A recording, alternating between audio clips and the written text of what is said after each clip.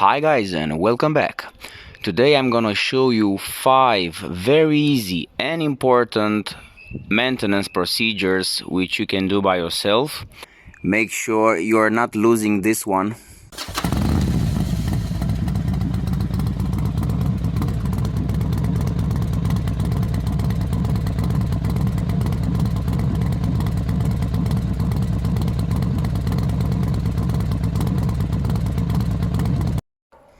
The next procedure is to adjust the headlight aim. On the right bottom side, just behind the headlight, you have this screw, and you can use the provided Phillips screwdriver to turn it. If you turn it on the right side, you will raise the headlight aim, and if you turn it to the left side, you will lower the headlight aim. It's quite easy to do. You can make it, and you can adjust easily the headlight aim vertically. And just like a small tip, you can put the bike on a side stand and then turn the wheel to the right, and then you will have an easier access to the screw over here on the right side, and you can easily adjust it from here. The next one is adjusting the brake light switch.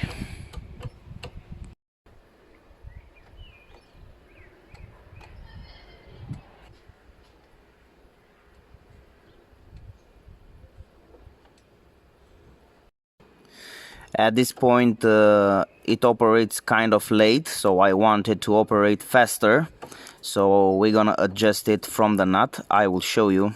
The position of the nut, it's just over here. As you go here on this side, check it out.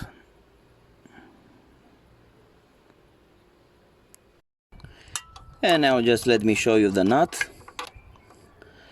The nut is this one.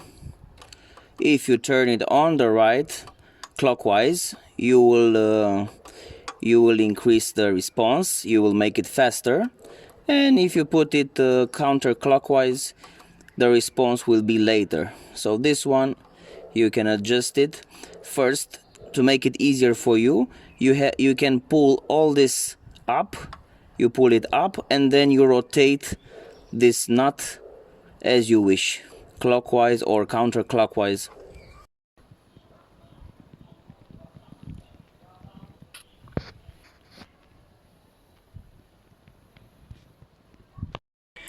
The next procedure is adjusting the handbrake.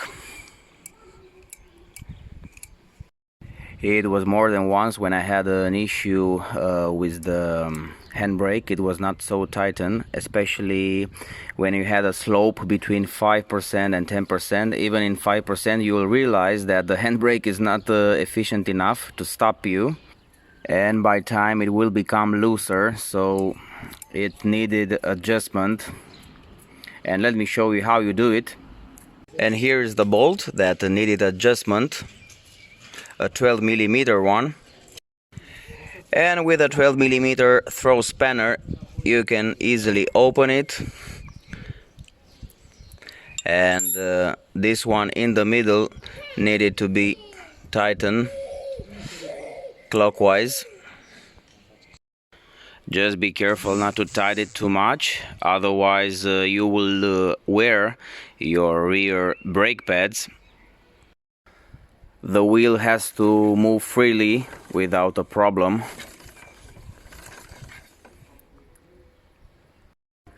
Now it's definitely more firm, and it's more tight, but not so tight as you wear the rear brake pads. And at the end you can tighten it back, not too tight, and that's it.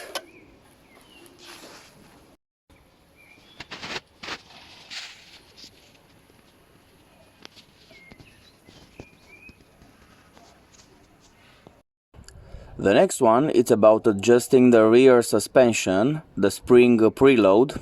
You can use the pin spanner and the extension bar provided in the toolbox. There are 7 positions.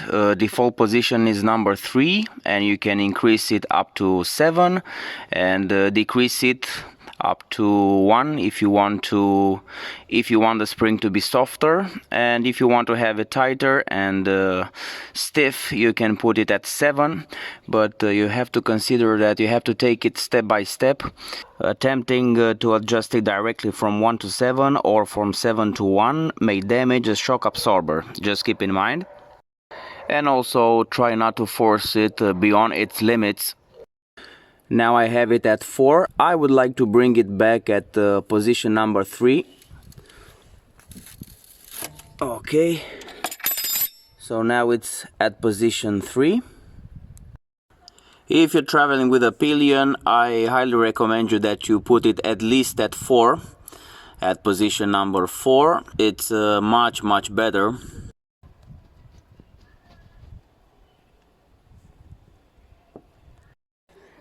And last but not least, it's cleaning the crankcase breather. It's this small little one from here. We have to remove the crankcase breather tube plug, and we're gonna remove it from the tube, clean it, drain deposits into a suitable container, and install the crankcase breather tube plug again. We just release the safety and we take out this tube.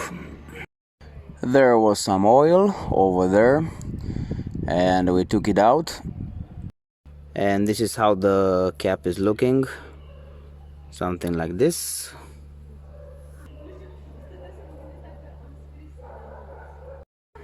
And now we're just gonna put it back.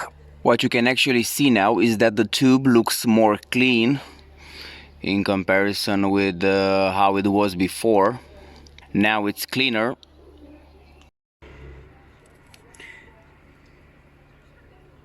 This crankcase breather, you have to service it more frequently when riding in the rain at full throttle or after a motorcycle is washed or overturned. Also, as I told you, service it if the deposit level can be seen in the transparent section of the drain tube. If the drain tube overflows, the air filter may become contaminated with engine oil, causing poor engine performance.